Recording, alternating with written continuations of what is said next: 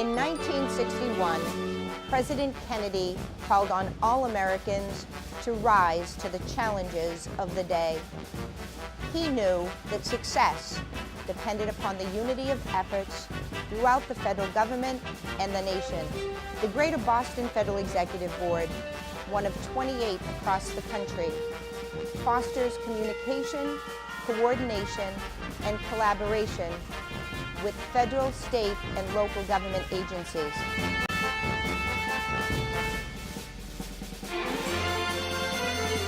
This is your federal government, and I am your host, Diane LeBlanc. Hello, everyone. Today we are featuring the Massachusetts Health Connector, which is the entity that is responsible for implementing the Federal Affordable Care Act in Massachusetts. Our guest is Jean Yang, Executive Director of the Massachusetts Health Connector. Ms. Yang, welcome. Thank you. Glad to be here. Thank you so much. So I want to sort of provide some context before we jump into the Affordable Care Act. In 2006, Massachusetts, in many respects, led the way and passed major health care reform to ensure that everyone had health coverage. And an important component of that law was establishing the Massachusetts Health Connector. Can you talk a little bit about that?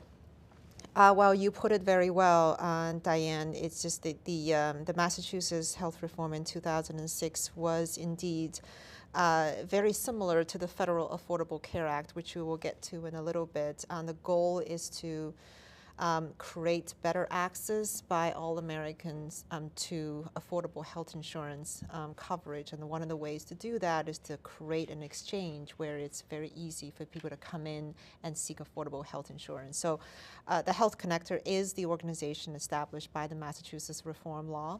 It is a public entity that is governed by an independent board, and then we are an organization that really fulfills a series of functions in terms of supporting people's access to insurance. And so you touched on a little bit that you're created by legislation, but you're governed by a board. So you're sort of a quasi-governmental entity. You're not subject to the supervision of oversight of any of the executive departments within the Commonwealth. That is exactly right, and that part is legislated as well. So the connector is legislated to be a quasi-government agency governed by an independent board. Okay. Yeah. Now, how many employees do you have and where are they located? Yeah, we have a little over 50 employees, and we're located in Boston, near the government center area. Okay.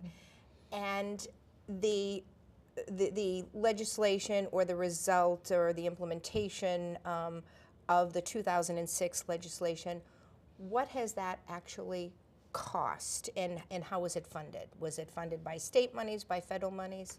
Again, prior to the Affordable Care Act. Yeah, you're talking about a number of pieces. One is just the cost associated with the expanded coverage itself, because if you think about it, one of the main goals of the reform is to bring coverage to more people. So as a result of the Massachusetts reform, we significantly closed the uninsurance gap.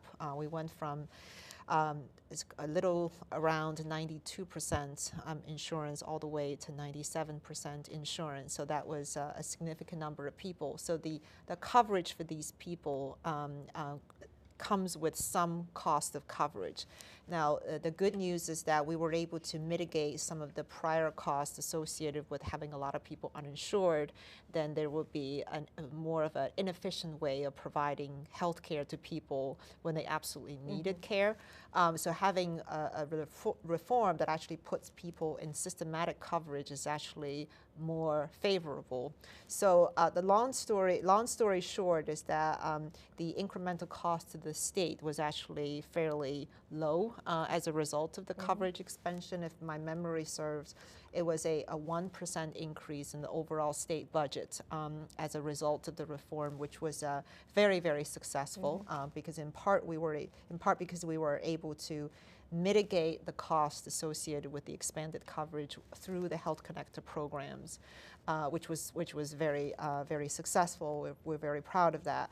I think the other piece of the cost that you're talking about is the cost of running the exchange itself as an organization. So it's a combination of really federal, state, and also private insurance company contribution. So it's really a little bit of a shared responsibility structure that really supports this organization. So in 2006, prior to the reform, 92% of Massachusetts folks had coverage. As a result of that reform, it went all the way up to 97%. Correct. And so folks either have coverage as an individual or a family. Can you put some numbers to how many more were insured? Yeah, so it's about 400,000 people that became insured as a result of the reform. And then some of them were enrolled into expanded Medicaid. So Medicaid was expanded as part of the Massachusetts reform. That captured, I would say, about 150,000 people. And then the Massachusetts Health Connector, as of the end of last year, had about 250,000 people, most of them previously uninsured. But that grew over time. When we started, it was a lower number, but that eventually became a big chunk of the newly insured as a result of the Massachusetts reform. And also there were some more people captured in the private market as well. So again, it's several places where we obtained new coverage gain across the state. So we heard a lot that, in many respects, Massachusetts was the model that was used for the current health care reform. But when the 2006 legislation was being played out, I at least don't remember stories of people sort of being dropped from existing health plans. Did that happen in Massachusetts? Yeah, I'm very confident that we were very successful in terms of preserving people's coverage as part of the transition. First of all, going from the Massachusetts reform to the Affordable Care Act, it's really the opposite should be happening, is that people who previously, even under the wonderful mechanisms under the Massachusetts reform, were having trouble either accessing or affording health insurance, now have new help as a result of the Affordable Care Act. So it should be more people getting the insurance versus people dropping insurance. That being said, some people need to go through a transition process, namely going from their existing plan to another plan, and it requires a re-enrollment process, which we try to make as easy and seamless as possible. So people should not be losing coverage. And in fact, some people should have better, more affordable coverage as a result of the Affordable Care Act. But that being said, transition is a big deal. Sure. Lots of effort go into it, lots of outreach, lots of support. But to date, about 2 months after the Affordable Care Act, the significant provisions of the Affordable Care Act that went into effect in 2014, we actually have more people insured in Massachusetts than we did before. Okay, so if you could, the 3% of Massachusetts folks uninsured prior to the Affordable Care Act, put a number to that. How many people or families are we talking about? I'm not sure about family, just because this population could have different sort of composition in terms of family structure. But if you do the math, we have about 6.5 million people in the state. So we're talking about a little bit less than 200,000 people in the state remaining uninsured. And why were they so hard to reach? Well, that's a very good question, Diane, but that's something that keeps driving us, in terms of putting in more effort. I think there is a variety of different research performed to understand the remaining uninsured. And there was a very good analysis done by the Blue Cross and Blue Shield Foundation a little over a year ago. I think it was titled Closing the Remaining Uninsured Gap. So I think it pointed to a number of places. There are certain population segments that seem to be particularly behind in terms of getting their insurance. The low-income population is clearly a focus. Ethnic population was clearly a focus. And I think there are some other parameters, like single men tend to be uninsured more frequently than other demographics. So these parameters are very helpful. It really gives us pointers in terms of how to do outreach. For example, we realize that uninsured population is more clustered in certain geographies. That really allows us to focus these geography and work with the right community organizations to target. So it's we still have a lot of work to do, I would say, but at the same time, I think we have some of the best people in the state, experienced and knowledgeable in terms of working with the uninsured population and keep making progress. You've touched on an awful lot of important topics, and I'm going to come Please, back to some of them, but talk just a little bit about what's the relationship of your organization to the federal government's Department of Health and Human Services, which is sort of the big umbrella for the Affordable Care Act? Well, the federal HHS is really sort of the leadership organization that is overseeing the implementation of the Affordable Care Act across the nation. So Massachusetts as a state obviously receive guidance from them pretty much every step of the way. So, you know, for example, we need to make sure that all the implementation steps that we take are compliant with the federal law and the regulations. And then at the same time, we need to make sure that we achieve the necessary progress that is required towards the implementation timeline. So really everything is under the guidance of HHS, which is incredibly important. On the one hand, they really give us a lot of support, and they help us problem solve because in Massachusetts, for example, we are kind of a unique state where we already have some of the reform foundation, but how do we reconcile the Massachusetts reform against the federal law, and so in a way that really marries the two, in a way that is the least disruptive to the market, that will allow us to really build on top of the success is critically important, and they're very, very flexible. And I would say that at the same time, from their perspective, they need to ensure that there is a good level of consistency from state to state, because ultimately we're kind of striving towards the same goal, is to have universal coverage across the country. So in terms of that, it's my understanding that the Department of Health and Human Services, the federal government, gave states the option of running their own exchanges. Do you happen to know how many states took them up on that, and how many, you know, just simply deferred to the federal government to take care of business for their state? Yeah, I would say that the vision for the Affordable Care Act is really to have state-based exchanges that really oversees, you know, the implementation, but also the ongoing administration of the health reform provisions at the state level, in, you know, collaboration with other agencies like the Department of Insurance, Department of Medicaid. Those are all state level kind of administrators. So the exchange should really be part of that comprehensive mechanism. So the vision is really to have the state based as the ultimate goal, but different states are in various stages, you know, of being ready to pursue that vision. So I think what happens is the federal government really provides a fallback option within the time frame that is necessary for states to come into this level of implementation at the state level. So at this point, I would like to say it's about 18 states that have pursued state-based exchanges. Massachusetts is one of them.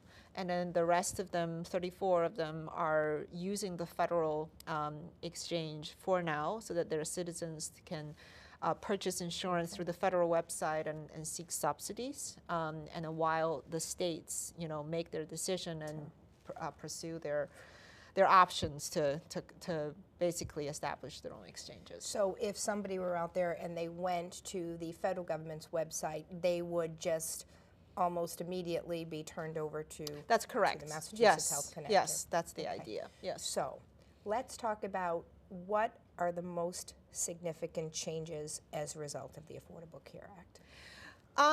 So I would say that the most important baseline, at least from my perspective, is that these two laws are very similar, and maybe even more similar. You know, from the I would say from the external perspective, people should first and foremost recognize the similarity.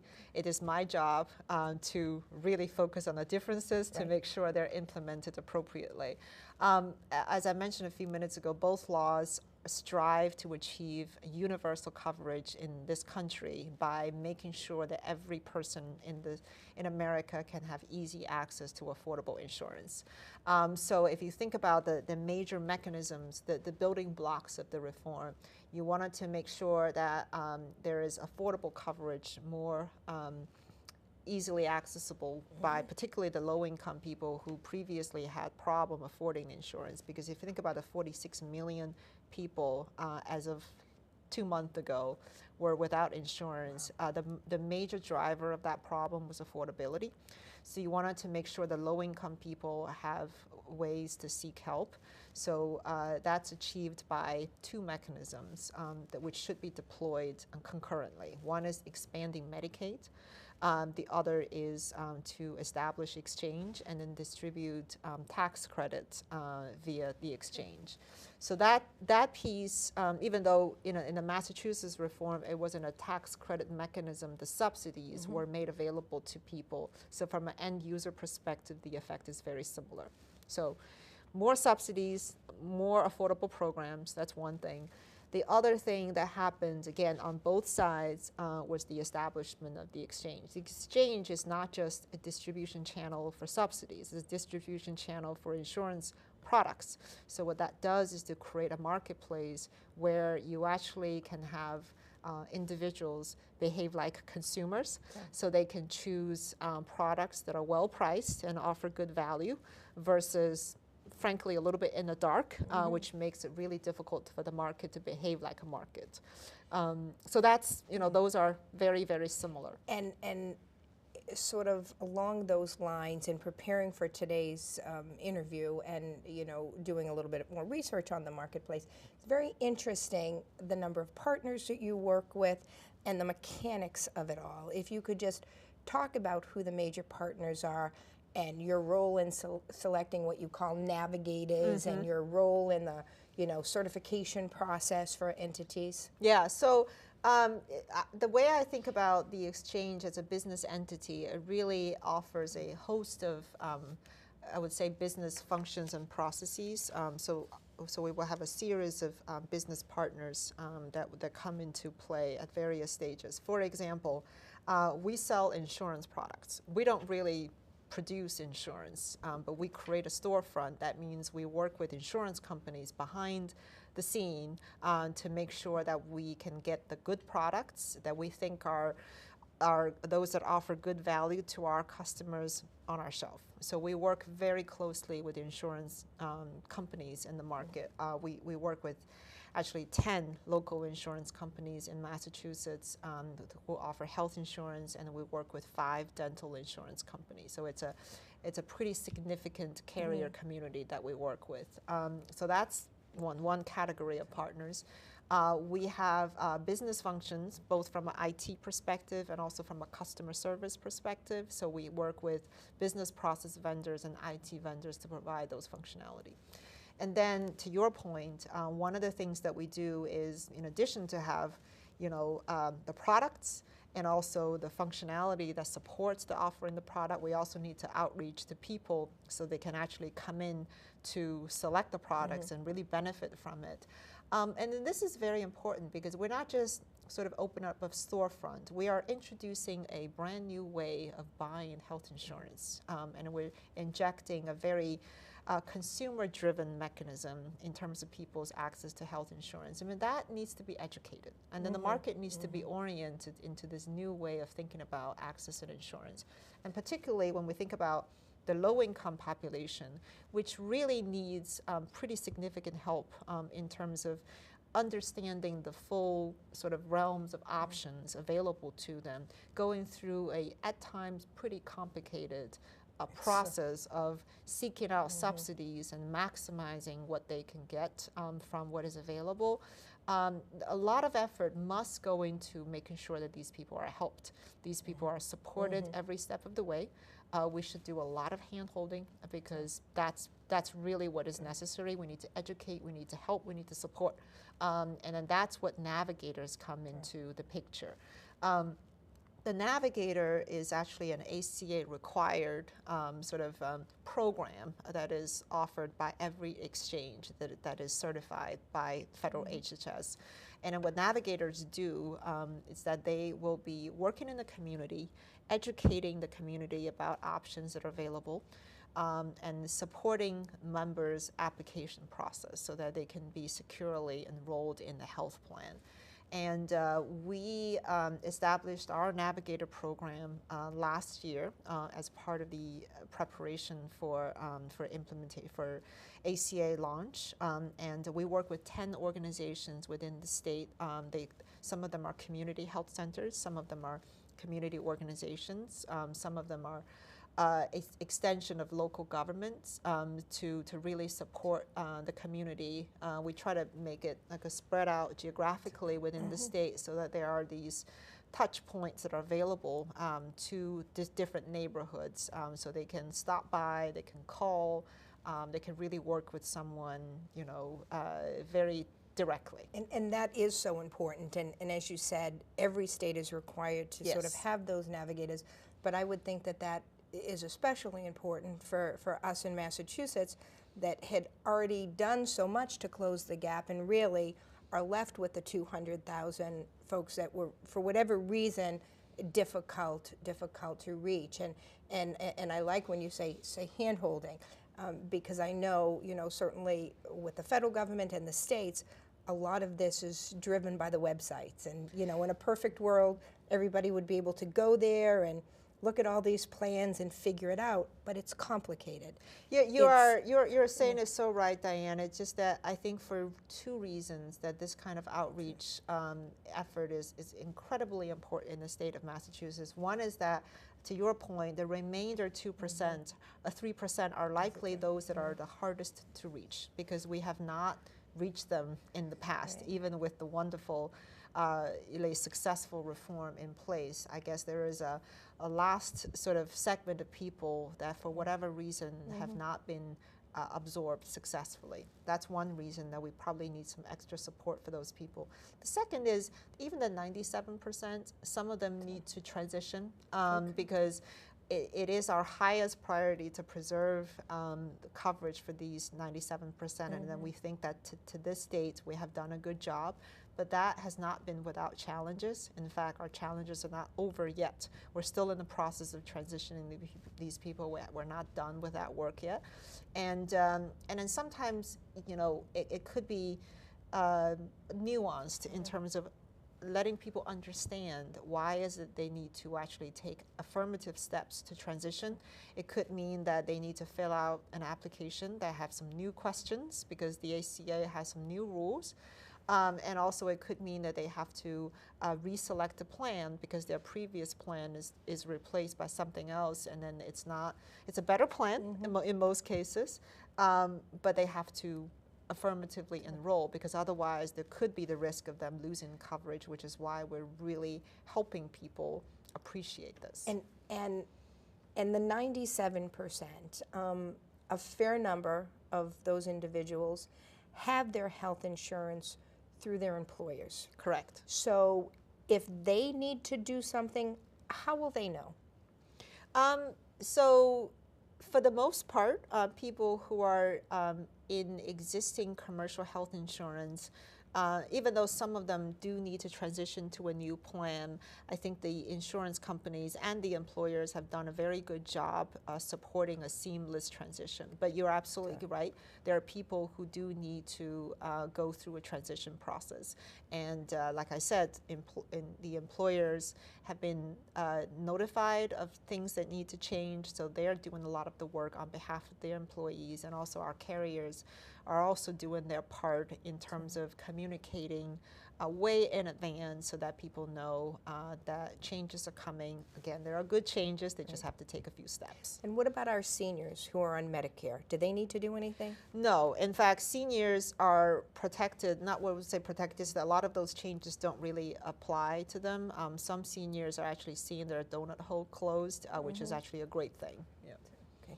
So you mentioned transitional coverage. Yes. And how are people getting transitional coverage?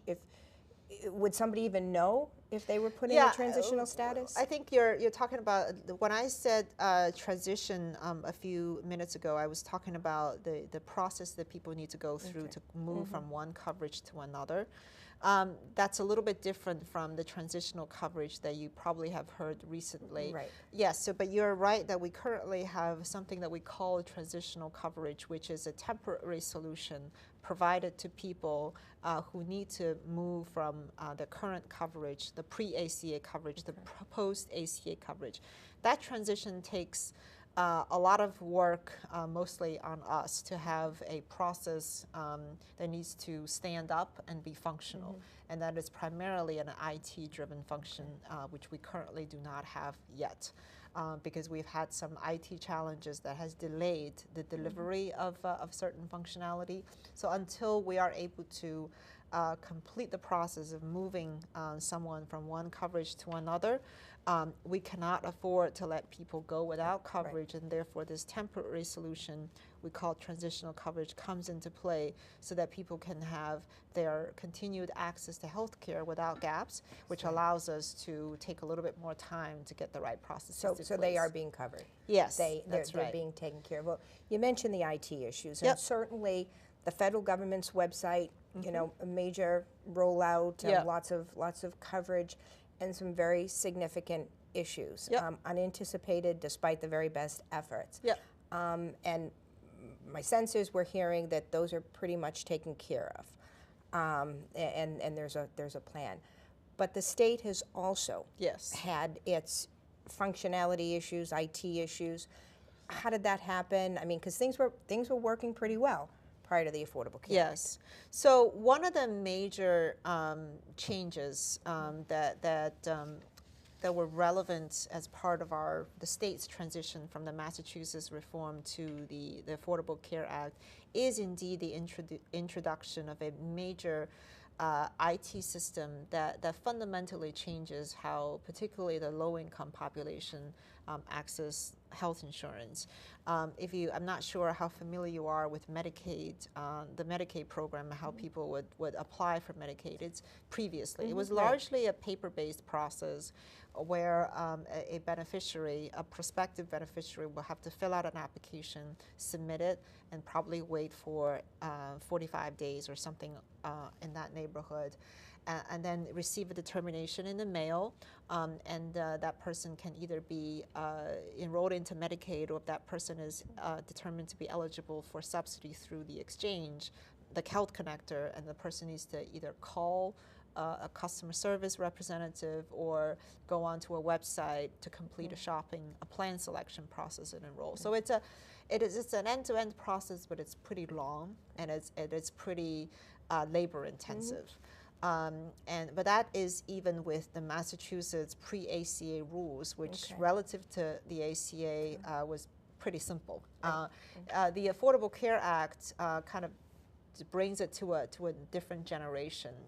It really requires a IT-driven process to take care of the vast majority of the population. There will always be a human-based process as a backup, but for the most part, technology really needs to take over, and the vision is to deliver an end-to-end, real-time, automated process in one scoop. So you can envision a low-income person logs onto the website, enter some information about demographics, Social Security, income, and all of that, and then the system will do some verification of the information against federal data sources, and then make a determination automatically about what that person is eligible for. And with that confirmation in hand, the person can go on to a new page that has all the plans and with the subsidies baked in. And then that person can check out and pay the bill, and then a few days later you get a membership card. So it's a dramatic enhancement to where it is today. So it's the same sort of vision for the federal exchange and the state level as well. I would just say that on both sides, it was a new development that requires a lot of efforts, and there were some challenges, in part because it was a very tight timeline associated with the development, so there was some catch-up to do. And the federal government website went through significant improvement. I think it's still in the process of making more improvement, and the state is going through the same exercise and trying to fix defects and then working towards the goal of having that functionality. So that's the goal. Yes. And when we get there, sort of, I'm understanding better why only 18 states put themselves on the forefront of doing this. By the time the others sort of move along, most of the bugs will have been worked out, most probably. But when do you think Massachusetts will be there in terms of reaching that goal? Well, it's a little bit premature for me to say, Diane. Obviously, we need to be there as quickly as possible. There is a lot of time sensitivity upon all of us. But at the same time, it's a pretty significant undertaking. To some extent, our challenge is a little different from the federal side, just because one of the advantages of having a state-based exchange, there are many advantages, but one of them is that it allows us to work in a fully integrated fashion with our Medicaid program, which is primarily, it's a federal-state partnership, but it's a very state driven program. We have our own Medicaid rules. In fact, in the state of Massachusetts, our Medicaid program is very robust, offers very comprehensive protection for a wide array of populations. But how do you kind of integrate the Medicaid population and the exchange population all in one system, which allows someone to go in, we call it the no wrong door, go in that one door, and then regardless where you're from, we can always triage you to the right place. So that will simplify user experience. That will also simplify the administrative procedures associated with this, which at the end it was the right vision. But that does create more complexity than many other states, and certainly more complexity than the federal situation. You indicated at the beginning of our conversation that as a result of the Affordable Care Act, many additional Massachusetts residents have in fact been covered. So how have they obtained that coverage? Have they made that website work? Have they filled out these paper applications? Yeah, so it's a number of mechanisms. The website does work for subsets of the population all the way through. So for example, if you are a person who is just looking for a good plan in an easy to navigate fashion, you're not really looking for subsidy because you know that your income is probably above the threshold. Right. You could shop last October, and you can still shop today. So that process has always been in place. So we have been able to enroll just under 10,000 people through that portal to date. We actually have some small businesses. It's a little bit on the side. So overall, we have 11,000 people enrolled into these new plans that are Affordable Care compliant. So those people could, and many of them were new to the connector. So these are new customers to us, and then we believe that some of them were previously uninsured. So that's one way for new people to come in. We also talked about the transitional coverage. So those are the people who are looking for subsidized coverage. We're not able to go all the way getting their subsidized insurance delivered yet. So some of them are captured in transitional coverage. And then the idea is that once we have the IT system ready, we will process them one by one, batch by batch, for them to go into the exchange permanent program or the Medicaid permanent program. Remember, we have one door, different destinations. So that's the other place for people to come in. So those people, they could fill out an application through the website. That's still the majority of what people do, and it's still a much faster mechanism than paper application. But there are people who are submitting paper application, and what we do with the paper application is that we will have our workers enter those paper application into the system. So paper application doesn't bypass the system. It just takes that sort of step out of the end user's hand. So we do encourage people to use the website. Now, not everyone has had a great experience using it, so we're saying if you don't have a good experience, use it. You should feel free to let us know so we can help you out, or you can fill out a paper application. But ultimately, they all go to the same place. Well, you mentioned earlier a number of opportunities through your partners throughout communities across Massachusetts where somebody could go in and talk with somebody and sit down. I'm sort of guessing if they do that, they will attempt to work through that computer process. And then if it doesn't work, go to the paper-based process? Absolutely. The navigators, and I also should mention, it's not just the navigator, we also have certified application counselors. So that's a different type of individuals or organizations. They are mostly the providers, the hospitals, the community health centers. They perform very similar roles as the navigators, slightly different. Navigators also do a lot of sort of go into the community doing outreach. The certified application counselors are more on the receiving end to take care of people who show up at the point of service and say, you know, you're showing up for a medical appointment, let's also take care of your enrollment so that next time, you know, you have your coverage. But so it's really a fairly large community of people that are helping us, and you're absolutely right that we work with these people very closely, gave a series of trainings to them so they understand not only the policy but also the IT, the procedures, and also obviously when we have problems, we need to inform them of the problem so that they can help the members understand what to expect and what are some of the options. What about the immigrant community? Those that are here with documentation and those that aren't, are they covered? So the legal immigrants have always been covered in the state of Massachusetts. Now, depending on the status of the immigration, the relatively new immigrants are not subject to federal funding for their coverage.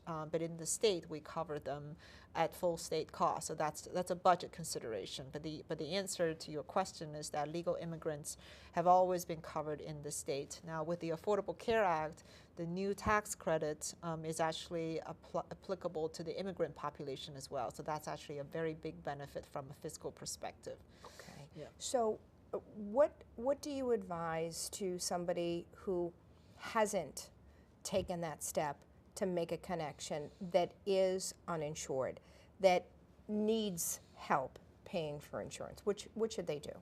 Well, they should log on to our website, and what we believe is that for the majority of them, they should probably be able to go pretty far, if not all the way through submitting an application. If they have trouble, they should call our call center. It's 1-888-MA Enroll, and also they should reach out to their community partners like the navigators and the certified application counselors. And you know, their physicians typically would have pretty good knowledge in terms of what is available out there. So I think that the short answer is that we want people to reach out to us. We have, in fact, prior to the Affordable Care Act, we had never stopped doing these outreach because Massachusetts has already pursue the goal of getting to universal coverage, so we had never stopped working on the 3%. And then prior to the ACA in the summer, I recall doing a lot of, you know, basically walking around the state, going from community to community, talking to people about new opportunities and new things that they should be doing to obtain their coverage. And we had a lot of response. Many people try to reach out to us to look for their opportunities, which was great, very, very encouraging. And now, unfortunately, we're at a place where we have some IT issues that made that experience a little bit more challenging. But my message to them, it continues to be, do not give up, do not stop contacting us. If you have trouble with the web, call us. If you have trouble with the call center, write to us.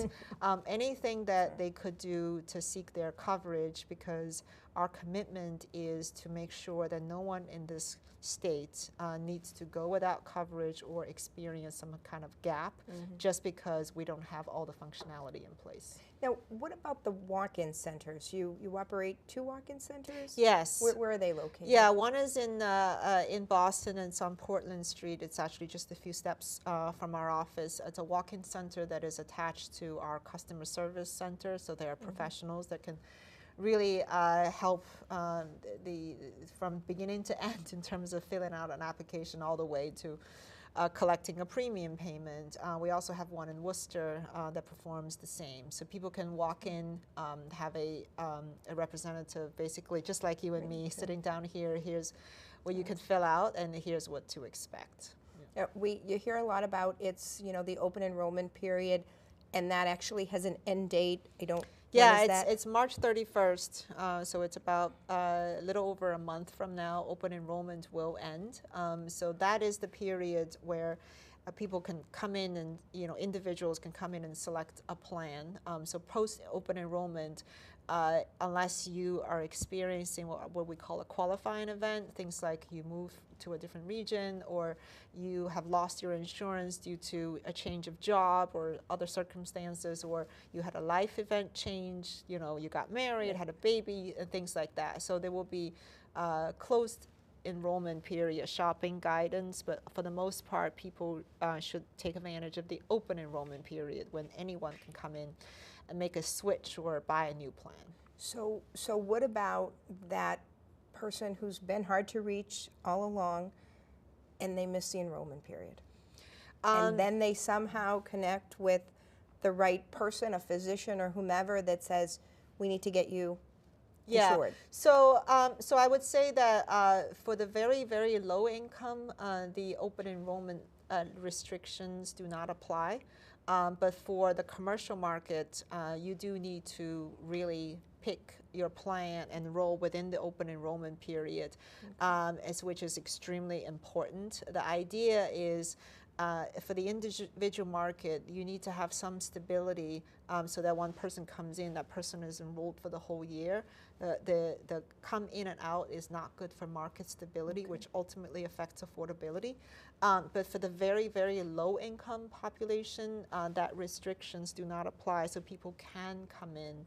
But that being said, that doesn't take the pressure off of us in terms of trying to take every moment that we have to do outreach so that people can come in as soon as possible.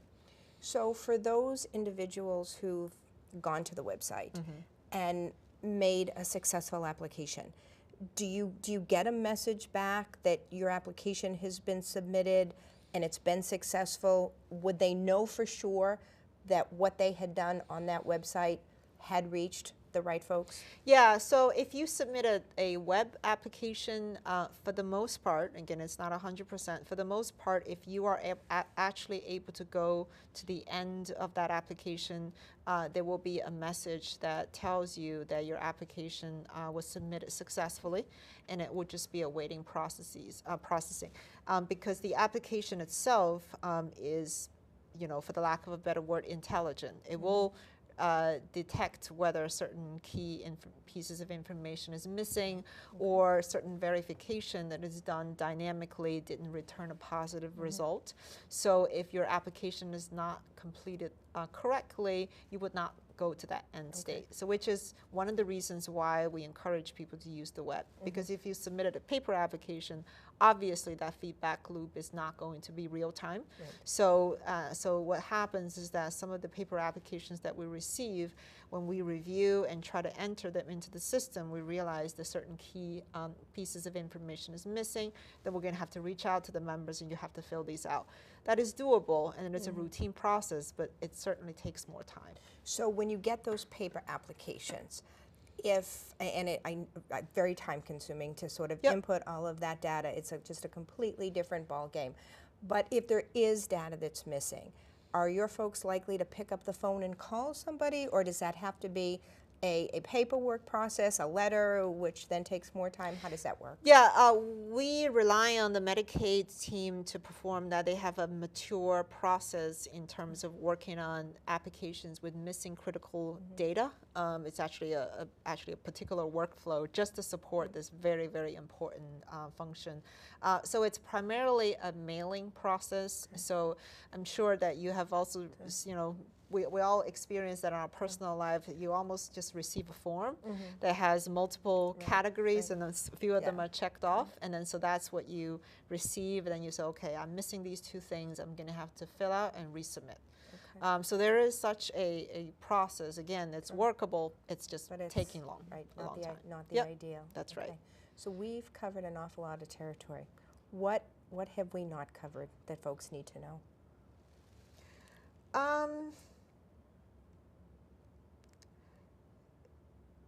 I would just really, you know, take any opportunity that I have to thank the market for all of their support for our effort here. Our effort is it's a very substantial effort. The way I see it, it's beyond 2014. It's beyond the website. It's beyond a few insurance product. It's really a sort of a very large sort of goal in terms of making sure that everyone has insurance, and that takes a village, and that takes a lot of work.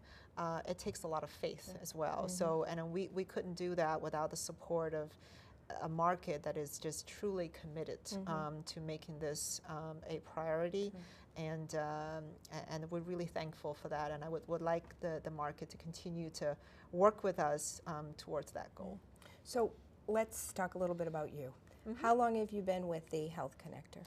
I joined the organization in 2010, so I'm in my 4th year, and I joined the organization as the Chief Financial Officer when I first came, and I became the Executive Director at the beginning of 2013. And your background prior to that? I have been with the health insurance industry for a while. I was at Tufts Health Plan for 5 years, and prior to that I was a management consultant. Okay. Is this the challenge of a lifetime? Yes, it's a little bit, but I'm, you know, there are some tough days, but I think it's a good experience that you truly learn a lot, and then you're thankful for the help that you get every day. Well, and talking with you a little bit earlier, I know that you've just got an amazing team of folks that you know are working with you, and extremely have no doubt, dedicated team. Absolutely, absolutely. And rolling out anything new, there's always issues. Absolutely. But you stick with it and you stick to it. Yes, that's very important. Any last thoughts? I think we're good. Thank you for allowing me to share these thoughts. It's a good thing for me to talk about these. It really helps remind myself what this is all about, what is the most important, and why we're here, and why this is such a phenomenal thing for the state. And certainly for anybody that might be listening that is still uninsured, that knows somebody who's uninsured, reach out to somebody. Whether it's your physician, whether it's somebody at a local community center, reach out to somebody and say, I need some help. That's the message. And the help is definitely out there. That's right. If the website works for you, it's great.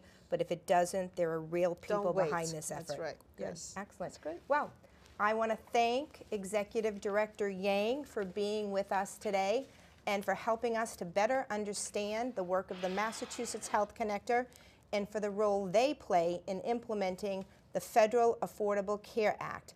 I thank you for watching, and I hope that you will continue to join us as we feature other federal agencies on your federal government.